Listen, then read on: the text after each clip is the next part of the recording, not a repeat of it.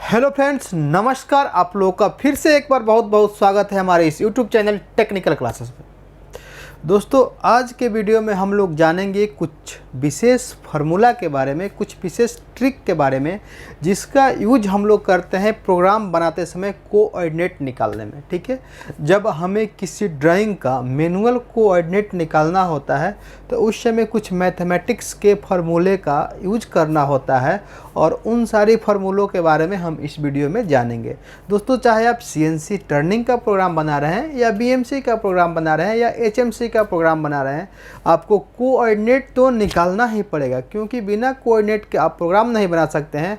और यदि आप कोऑर्डिनेट मैनुअली निकाल रहे हैं तो वहाँ आपको इन सारी फार्मूला की आवश्यकता होता है। ठीक है, तो दोस्तों इस वीडियो में हम लोग फार्मूला जितने भी होता है उसको हम लोग डीपली समझेंगे, विस्तार से समझेंगे कि उस फार्मूला से कैसे हम लोग क्या करते हैं, कोऑर्डिनेट को निकालते हैं।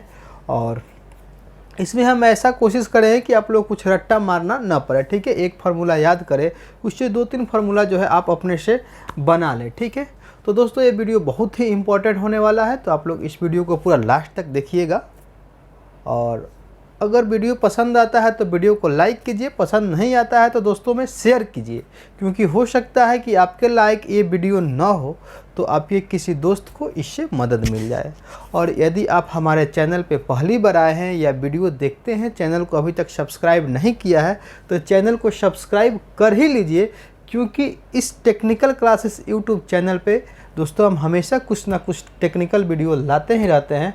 और वो ये ज़रूरी नहीं है कि हर वीडियो जो है सीएनसी प्रोग्रामिंग से हो। ठीक है, तो कोई ना कोई वीडियो आपके लिए फ़ायदेमंद हो सकता है। तो करते हैं वीडियो का शुरुआत। और सबसे पहला जो दोस्तों हमने फार्मूला लिखा है आपके सामने, वो देखिए, ये लिखे हैं VC बराबर पाई DN होता है। ठीक है, इसमें जो VC होता है वो आपका कटिंग स्पीड दिखाता है। ठीक है दोस्तों, कटिंग स्पीड पे फुल्ली एक हमने वीडियो बनाया है, वहाँ से जाकर आप कटिंग स्पीड को पूरा विस्तार से समझ सकते हैं। ठीक है, कि कटिंग स्पीड क्या होता है। इसका जो फार्मूला होता है पाई DN बट्टा 1000। ये पाई का जो मान होता है आपका 22/7 होता है। इसको हम लोग दशमलव में लिखे तो 3.14 हो जाता है। ठीक है, ये जो D है दोस्तों डायमीटर होता है। यदि आप CNC टर्निंग का कैलकुलेशन कर रहे हैं, ठीक है, अगर आप CNC टर्निंग का कैलकुलेशन कर रहे हैं तो वहाँ पे ये जो D है आपका जॉब का डायमीटर होता है। ठीक है, अगर इनर में आपको कटिंग करना है तो इनर का जो ID है वो हो जाता है, और अगर OD पे काम करना है तो आपका आउटर डायमीटर हो जाता है। ठीक है, वही अगर आपका VMC है, ठीक है, VMC के लिए आप कैलकुलेट कर रहे हैं तो वहाँ जो ये D होता है आपका जो टूल होता है, ठीक है, उसमें जो आप लोग लगाते हैं उसका डायमीटर हो जाता है। ठीक है, और ये जो N है वो RPM है। RPM का मतलब होता है कि CNC टर्निंग मशीन है तो आपका जो स्पाइंडल घूम रहा है वो 1 मिनट में कितना चक्कर लगा रहा है। ठीक है, 1 मिनट में अगर 500 चक्कर लगा रहा है, ठीक है, तो वहाँ उसका RPM जो है 500 हो जाता है। और VMC में ये जो है आपका मिलिंग कटर जो होता है उसका RPM हो जाता है। अब इसी फार्मूला को आगे बढ़ा के हम लोग एक टर्म और निकालते हैं, और इसमें अगर मान लीजिए RPM निकालना है, N निकालना है, तो इसी फार्मूला को आगे बढ़ाकर हम लोग N निकालेंगे। कैसे? अब देखिए, ये VC इधर है और ये 1000 जो है इधर भाग में है, तो VC जो है यहाँ, VC को यहाँ हम लोग ऐसे छोड़ देंगे। हमें N का वैल्यू निकालना है तो N को यहाँ छोड़ के बाकी जितने भी टर्म है, पाई है, D है, 1000 है, उसको हम लोग इधर भेज देंगे। तो VC इंटू, ये देखिए बराबर का जब चिन्ह होता है तो मैथमेटिक्स में हम लोग जानते हैं कि जब किसी इक्वेशन को हल करते हैं तो ये जो इधर भाग में है तो इधर गुना में आ जाता है, अगर गुना में है तो भाग में चल जाता है, अगर जोड़ में है तो माइनस में चल जाता है, और माइनस में है तो प्लस में आ जाता है। ठीक है, तो ये जो आपका 1000 है इधर कहाँ है, भाग में है, इतना में इससे भाग दिया जा रहा है तो इधर ये गुना में आ जाएगा 1000। ठीक है, अब ये देखिए पाई और D दोनों क्या है, गुना में है। इसको हम लोग pi into D into N भी लिख सकते हैं ना। तो ये दोनों जो है इधर गुना में है और इसको हम लोग बट्टा में यहाँ पे ला सकते हैं, पाई इंटू D, और इसका जो वैल्यू हो जाएगा वो N हो जाएगा। यानी कि अगर आरपीएम भी निकालना हो और आपके पास VC दिया हुआ है, ठीक है, और डी मालूम है, ये तो आपका पाई फिक्स है, हमेशा 22/7 ही होता है और 1000 जो है हमेशा फिक्स है। और यहाँ पे आप आरपीएम को कैलकुलेट कर सकते हैं। यानी कि दोस्तों अगर इस 3 टर्म में से, ठीक है, VC, D और N में से कोई भी 2 टर्म दिया हो, ठीक है, कोई भी 2 चीज़ आपको मालूम है, तो इस फार्मूला की सहायता से आप आसानी से जो नहीं दिया है उसको निकाल सकते हैं, ठीक है। इसके बारे में विशेष हमने वीडियो बनाया है, वहाँ पे आप देखकर समझ सकते हैं, ठीक है। इस वीडियो में हम लोग विशेष रूप से ये जो त्रिकोणमिति के फार्मूला में आदमी अक्सर फंस जाता है, ठीक है, उसको हम लोग समझेंगे। इसमें भी कोई दिक्कत नहीं हुआ होगा, ठीक है, ये तो आसान सा फार्मूला है, इससे आप लोग हल कर सकते हैं, ठीक है। अब आते हैं हम लोग थोड़ा सा त्रिकोणमिति पे, क्योंकि अक्सर आदमी इसमें यहाँ फंस जाता है कि हम साइन थीटा का यूज करें कि कॉस थीटा का यूज करें, ठीक है, या ये जो भुजा है वो लंब है या आधार है या कर्ण है। तो उन्हीं सारी टर्म को हम लोग यहाँ विस्तृत रूप से जानेंगे। दोस्तों उम्मीद करते हैं कि आपको इस वीडियो देखने के बाद, ठीक है, साइन कॉस टेन में या आपको आधार लंब कर्ण में कोई परेशानी नहीं होने वाला है। सबसे पहले हम लोग देखते हैं कि इसका यूज हम लोग को कब करना पड़ता है, ठीक है। जैसे मान लीजिए आपके पास कोई ऐसा ड्राइंग दिया हुआ है, तो छोटा सा ड्राइंग है, इससे बड़ा बड़ा भी ड्राइंग होता है जहाँ पे हम लोग इसका यूज करते हैं, ठीक है। तो ये मान लीजिए छोटा सा ड्राइंग है और इसमें ये चेम्फर है, ठीक है, और इस चेम्फर का एंगल यहाँ दिया हुआ है। मान लीजिए एंगल यहाँ दिया हुआ है 45 डिग्री और यहाँ से यहाँ तक का, ठीक है, या यहाँ से लेकर यहाँ तक का ये डिस्टेंस दिया है, मान लीजिए 5, ठीक है, और यहाँ से यहाँ तक का आपको डिस्टेंस मालूम नहीं है। तो यहाँ पे हम लोग त्रिकोणमिति का फार्मूला यूज करके इसका जो है हम लोग फाइंड आउट कर सकते हैं।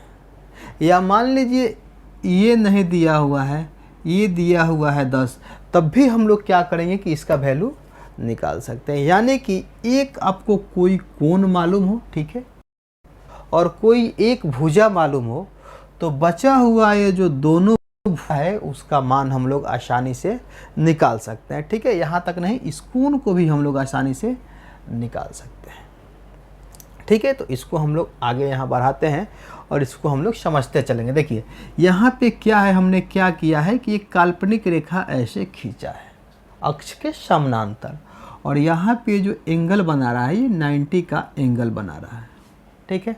तो इस त्रिभुज को समझने के लिए हम क्या कर रहे हैं, यहाँ पे उसी त्रिभुज को हमने ऐसे खींच लिया, ठीक है। अब देखिए इस त्रिभुज में ये जो कोण है आपका 90 का है, ये जो कोण है आपका 45 का है, और ये कोण नहीं दिया है, इससे हम लोग को कोई मतलब नहीं है। अगर निकालना भी चाहे, ठीक है, तो इसको हम लोग निकाल सकते हैं। कैसे निकालेंगे कि किसी भी त्रिभुज का, ठीक है, कोई भी त्रिभुज है उसमें तीनों कोणों का योग जो होता है 180 डिग्री होता है। तो ये आपके मालूम है 90 और ये है 45, तो इसको हम लोग आसानी से निकाल सकते हैं ना। 180 में से 90 और प्लस 45 जोड़ के माइनस कर लेंगे तो ये अपना आ जाएगा 45, ठीक है। यानी कि इसका भी मान 45 है, यहाँ कोई दिक्कत नहीं है। यदि यह 60 रहता, ठीक है, तो यहाँ पे 60 ऐड करते तो 9 6 15 150, और यहाँ पे हो जाता आपका 30 डिग्री, ठीक है। यहाँ पे आपका निकल के आ जाता 30 डिग्री। यानी कि आप कोण से संबंधित, ठीक है, अगर कोण निकालना हो तो आप लोग कोण आसानी से निकाल सकते हैं। केवल एक कोण का वैल्यू दिया हो, ठीक है, तो दूसरा कोण जो है आपका 90 डिग्री का हो जाता है अगर समकोण त्रिभुज है तो, और तीसरा को हम लोग क्या करते हैं कि इस दोनों को जोड़कर 180 में से माइनस कर लेते हैं। ये हुआ कोण संबंधित बातें। अब आते हैं भुजा पे। देखिए भुजा में आदमी क्या गड़बड़ करता है कि आधार को लंब लिख देता है, लंब को आधार लिख देता है, और वहाँ पे उसको परेशानी होता है जिससे डायमेंशन जो है गलत निकल कर आ जाता है। देखिए इसके समझने के लिए हमें एक आसान सा बस ये कंसेप्ट याद रखना है। अगर ये मान लीजिए थीटा है, ठीक है, इसको हम लोग कोण माने हैं, इसी का वैल्यू आपके ड्राइंग में दिया हो, चाहे 30 डिग्री हो। ऐसे आमतौर पे दोस्तों 30 डिग्री, 45 डिग्री, 60 डिग्री, 90 डिग्री। अभी इसका हम लोग वैल्यू भी निकालने के लिए बताएंगे और वो बता देंगे कि आपको केवल ये 3-4 याद रखे तो फिर cos और tan याद रखने की ज़रूरत नहीं है। इसी से आप लोग आसानी से इसका वैल्यू निकाल लेंगे। तो दोस्तों आप लोग वीडियो में लास्ट तक बने रहिए क्योंकि ये वीडियो बहुत ही इम्पोर्टेंट होने वाला है और बहुत ही नॉलेजफुल है। तो देखिए ये थीटा हो गया, तो इस थीटा के सामने वाला जो भुजा होता है, इसके सामने का भुजा यही होगा ना। ये जो एंगल है इसके सामने का भुजा कौन सा है, ये है। तो इसको हम लोग बोल देते हैं लंब, ठीक है। और ये जो तिरछा तिरछी भुजा होता है, ठीक है, इसको हम लोग बोल सकते हैं कि 90 डिग्री के सामने का भुजा। ये 90 डिग्री है, इसके सामने का जो भुजा होता है इसको हम लोग बोल देते हैं कर्ण। आशा करते हैं दोस्तों इसमें कोई कन्फ्यूजन नहीं होगा। देखिए जो बड़ा भुजा है उसको हम लोग बोल देते हैं कर्ण, इसमें कोई कन्फ्यूजन नहीं है। और ये जो थीटा है, ठीक है, जिस एंगल का मान दिया हुआ है इसके सामने वाले भुजा को हम लोग बोल देते हैं लंब। अब बच गलन है तो इनका मान हो जाएगा आधार, इनका नाम हो जाएगा आधार, यानी कि नीचे जो ये भुजा है इसको हम लोग बोल दिए आधार। ये हो गया लंब, थीटा के सामने का भुजा लंब हो गया, 90 के सामने का भुजा कर्ण हो गया। ऐसे भी इसको समझ सकते हैं कि जो भी भुजा इसमें बड़ा है, ठीक है, वो आपका कर्ण है और कोण के सामने का भुजा लंब है, जो बच गया वो आधार है, ठीक है। अब इन तीनों भुजाओं से मिलकर हमें एक फार्मूला प्राप्त होता है, उसको हम लोग बोलते हैं पाइथागोरस। पाइथागोरस ये एक प्रमेय है दोस्तों, मैथ में पढ़ने को मिलता है 8 या 9th क्लास में, ठीक है। यहाँ पे हम लोग इसको समझेंगे। पाइथागोरस प्रमेय क्या होता है। देखिए पाइथागोरस जो थे एक मैथमेटिक्स थे, उन्होंने एक फार्मूला दिया, एक प्रमेय दिया, एक नियम दिया। उन्होंने क्या बोला कि आपका अगर कोई त्रिभुज हो और वो समकोण त्रिभुज हो, ठीक है, तो उसमें जो ये कर्ण होता है, ठीक है, उसको अगर स्क्वायर कर दें तो बचा हुआ जो दो भुजा होता है लंब का स्क्वायर प्लस आधार का स्क्वायर, ठीक है, इसका योगफल के बराबर होता है, ठीक है। इन्होंने क्या बोला कि जो बड़ा भुजा है, ठीक है, जो कर्ण है, उसका अगर हम लोग स्क्वायर कर दें तो बराबर होता है किसके, इस लंब के स्क्वायर प्लस आधार के स्क्वायर के।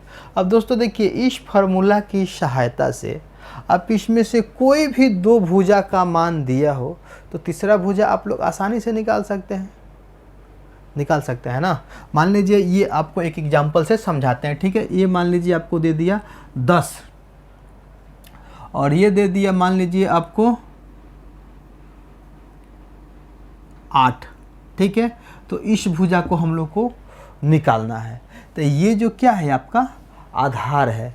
तो हम लोग क्या करेंगे कि कर्ण स्क्वायर, ठीक है, तो कर्ण के जगह पे हम लोग रख दिए 10 का स्क्वायर बराबर लंब के जगह पे कितना है 8 का स्क्वायर प्लस आधार का स्क्वायर कुछ नहीं दिया है तो आधार लिखकर स्क्वायर दे दिए। अब देखिए 10 का स्क्वायर करेंगे तो 100 आएगा, ये 8 का स्क्वायर करेंगे तो 64 आएगा और प्लस में ये आधार का स्क्वायर, ठीक है। इसको हम लोग थोड़ा सा और आगे बढ़ाएंगे तो क्या करेंगे कि देखिए 100 का 100 हो गया, ये 64 इधर प्लस में है तो इधर आएगा तो माइनस में हो जाएगा 64 और आधार का स्क्वायर का आधार का स्क्वायर, ठीक है। इसको थोड़ा सा एक लाइन और आगे बढ़ाएंगे तो क्या हो जाएगा 100 में से 64 गया 36 बराबर आधार इधर लिख दिए। और देखिए आधार को भी इधर हम लोग लाएंगे तो आधार जब इधर आता है, सॉरी, ये स्क्वायर जब इधर आता है तो ये रूट हो जाता है। जैसे प्लस माइनस हो जाता है, माइनस प्लस हो जाता है, गुना भाग हो जाता है, भाग गुना हो जाता है, वैसे ही आपका ये स्क्वायर जो है इधर आता है तो अंडर रूट हो जाता है। और 36 का जब हम लोग वर्गमूल निकाल देंगे तो ये निकल के आ जाएगा 6, यानी कि इस भुजा का जो वैल्यू है वो 6 है। यानी कि यहाँ से यहाँ तक का जो आपको लंबाई निकल के आया जो यहाँ से लेकर यहाँ तक का जो डिस्टेंस निकल के आया, जिस वैल्यू को हम लोग प्रोग्राम में जेड एक्सिस के नाम से जानते हैं, वो आपका ये 6 mm है। ठीक है दोस्तों, आशा करते हैं कि ये पाइथागोरस का प्रमेय में आपको कोई कन्फ्यूजन नहीं होगा और किसी समकोण त्रिभुज जैसा कोई आकृति हो और उसमें कोई 2 भुजा दिया हुआ हो, ठीक है, तो उसमें हम लोग तीसरी भुजा को आसानी से निकाल सकते हैं। इसमें कोण से कोई मतलब नहीं है, ठीक है, पाइथागोरस के प्रमेय में कोण से कोई मतलब नहीं है। अब आते हैं हम लोग थोड़ा सा आगे और इसमें जानेंगे कोण वाला फार्मूला, ठीक है। उसमें क्या होता है कि साइन कॉस और टेन होता है। तो दोस्तों साइन कॉस और टेन क्या होता है इसको हम लोग जानेंगे। इससे पहले हम लोग थोड़ा इस बोर्ड को साइन कॉस और टेन को समझने के लिए हम लोग क्या करेंगे, एक तो जो त्रिभुज था उसको हमने पहले यहाँ फिर से बना लिया। ये आपका लंब था, ये जो था आपका कर्ण था और इसको हमने आधार माना था, ठीक है। इसको अगर शॉर्टकट में अगर हम लिखना चाहें तो इसको हम लोग के लिख सकते हैं समझने के लिए, आधार को ए लिख सकते हैं, ठीक है, और लंब को एल लिख सकते हैं। अब इसका एक फार्मूला होता है, फार्मूला नहीं वो ट्रिक समझ लीजिए, ठीक है। याद करने के लिए आदमी ने इसका नाम रख दिया, ठीक है, लाल बट्टा काका, एल एल ए एल, लाल बट्टा का। यहाँ पे एल का मतलब आप लोग अब समझ रहे होंगे, ये लंब है, इस ए का मतलब आधार है और इस एल का मतलब फिर लंब है। इस के का मतलब कर्ण है, इस के का मतलब कर्ण है और इस ए का मतलब आधार है। अब इससे निकाले हम लोग क्या, ए एल बट्टा के बराबर साइन थीटा। ये ए बट्टा के जो है आपका कॉस थीटा। अभी आगे आप लोग को समझ में आएगा, ठीक है, थोड़ा सा धीरज रखिए।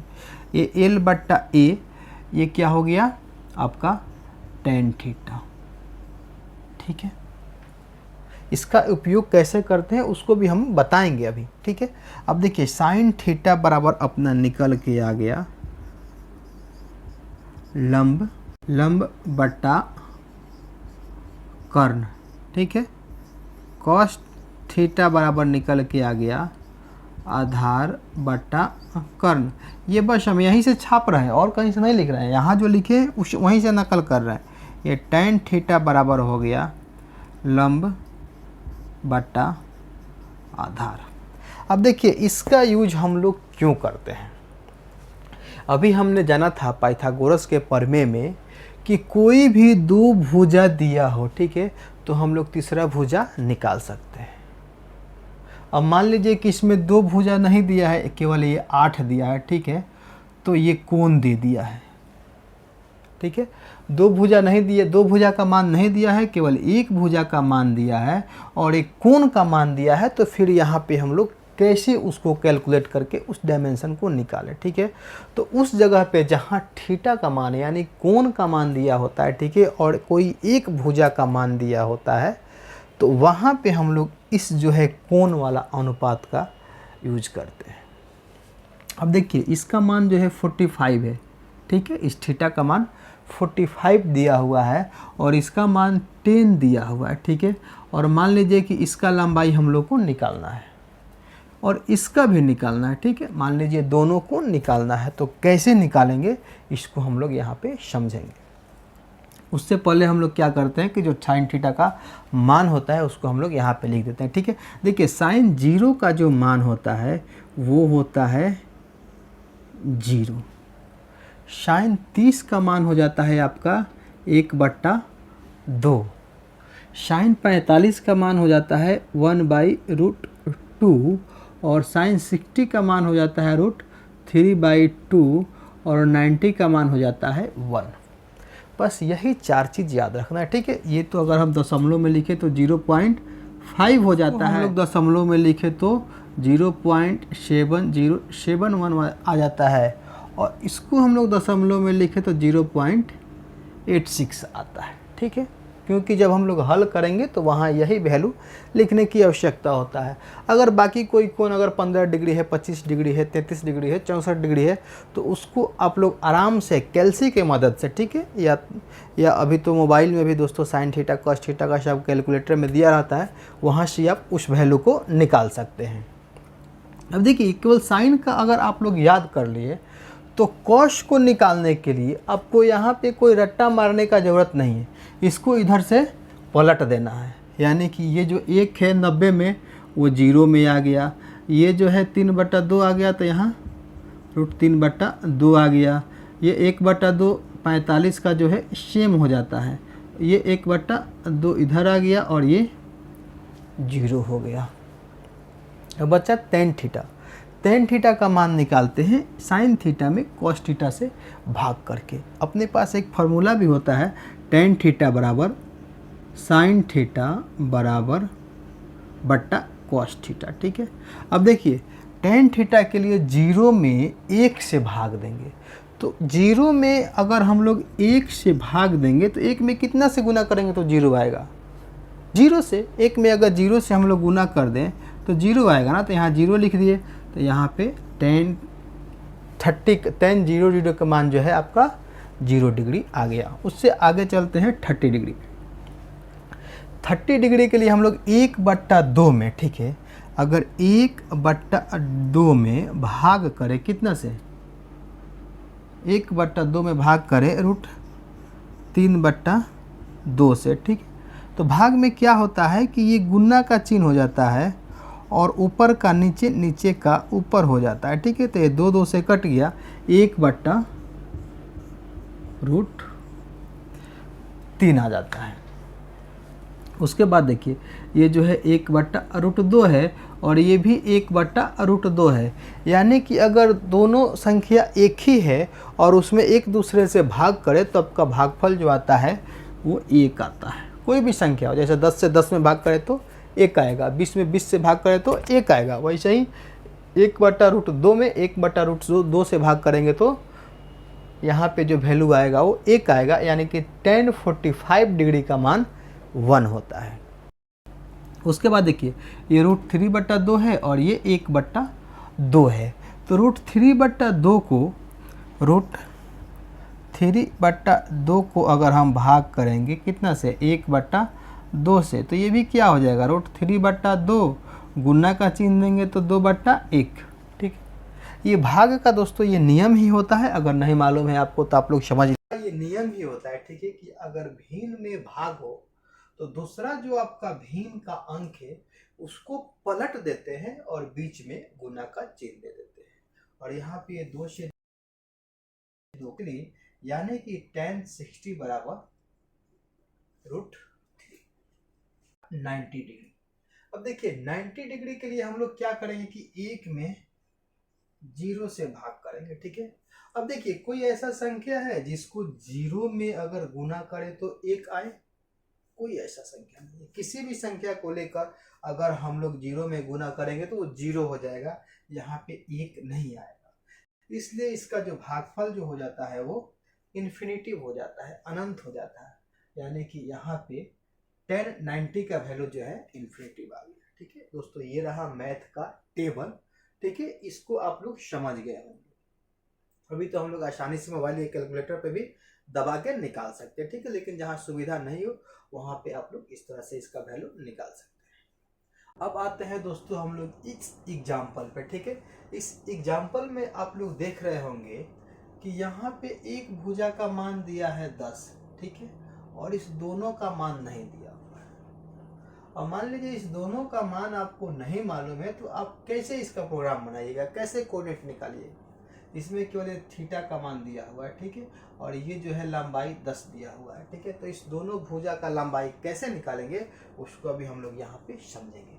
अब देखिए, ये अगर कोण है तो ये जो है आपका लंब है और ये जो है आपका आधार है और ये जो है आपका कर्ण है। यहाँ तक तो कोई दिक्कत नहीं होगा। देखिए, सबसे पहले हम लोग इस लंब को निकालेंगे, ठीक है। उसके बाद आधार को निकालेंगे। अब पहले इसको भी निकाल सकते हैं, कोई दिक्कत नहीं है, ठीक है। तो लंब को निकालने के लिए हम लोग यहाँ क्या करेंगे, देखिए हमें एक मालूम है कर्ण और इसमें मालूम है लंब। तो आप इस लंब और कर्ण को लेके यहाँ पे आ जाइए, देखिए और देखिए कि इसमें लंब और कर्ण किसके साथ है, साइन थीटा के साथ है, कॉस थीटा के साथ है या टेन थीटा के साथ है। तो यहाँ पे आप लोग देख रहे हैं कि लंब बट्टा कर्ण है साइन थीटा के साथ में। तो यहाँ से इसको बाहर निकालेंगे, साइन थीटा बराबर लंब बट्टा कर्ण, ठीक है। अब देखिए साइन थीटा का जो वैल्यू है यहाँ पे दिया है 45, तो यहाँ पे हम लोग 45 लिख सकते हैं, कोई दिक्कत नहीं है। लंब का मान तो निकालना है तो वैसे छोड़ देंगे, और कर्ण का मान जो है आपका 10 दिया है तो यहाँ पे हमने 10 लिख दिया। अब साइन 45 का वैल्यू यहाँ पे देखिए 1/√2 है, यानी कि 0.7071 है और बराबर लंब बट्टा ये 10 हो गया। अब इस लंब का वैल्यू निकालने के लिए हम लोग क्या करेंगे, 10 इधर भाग में है तो 0.7071 बराबर 71 गुना 10 बराबर लंब, ठीक है। यानी कि लंब का जो वैल्यू आएगा इसको जो गुना करेंगे जो हमें मिलेगा वो लंब का वैल्यू आ गया। आशा करते हैं दोस्तों ये कंसेप्ट आपको समझ में आ गया होगा। और जैसे हमने साइन 45 का यूज करके, ठीक है, लंब का वैल्यू निकाला, वैसे ही आप कॉस 45 का यूज करके, ठीक है, यहाँ कॉस थीटा का यूज करके आप लोग समझ गए होंगे कि यहाँ कॉस थीटा का यूज क्यों करेंगे, क्योंकि हमें निकालना है अब इस आधार और इस कर्ण से, ठीक है। तो आधार और कर्ण का जो रिलेशन है वो कॉस थीटा के साथ है, और यहाँ कॉस थीटा का वैल्यू, ठीक है, कॉस थीटा में कितना 1/√2 है, दोनों का बराबर ही होता है, ठीक है। तो यहाँ पे कॉस थीटा का वैल्यू देकर यहाँ पे हम लोग क्या करेंगे कि इसका मान निकाल सकते हैं, उसका भी सेम यही आ जाएगा, क्योंकि दोनों का कॉस थीटा का वैल्यू एक ही है। तो दोस्तों ये वीडियो जो है थोड़ा बड़ा हो रहा है, इसलिए इस वीडियो को हम यहीं छोड़ते हैं, और आशा करते हैं कि ये वीडियो आपको बहुत पसंद आया होगा, ठीक है। आप लोग कमेंट करके ज़रूर बताइए कि ये वीडियो आपको कैसा लगा, ठीक है। यदि अच्छा लगा तो लाइक कीजिए, अच्छा नहीं लगा तो जैसा कि हमने पहले बताया था अपने दोस्तों के पास शेयर कीजिए। हो सकता है कि ये वीडियो आपके लायक नहीं हो तो आपके दोस्त को इससे बहुत ज़्यादा फ़ायदा हो सके, ठीक है। और यदि आप हमारे चैनल पे पहली बार आए तो चैनल को सब्सक्राइब तो कर ही लीजिए, क्योंकि इस चैनल पे केवल सीएनसी से रिलेटेड वीडियो नहीं आता है, बहुत सारी टेक्निकल वीडियो जो है आते रहता है। ओके दोस्तों, इस वीडियो को लास्ट तक देखने के लिए बहुत बहुत धन्यवाद।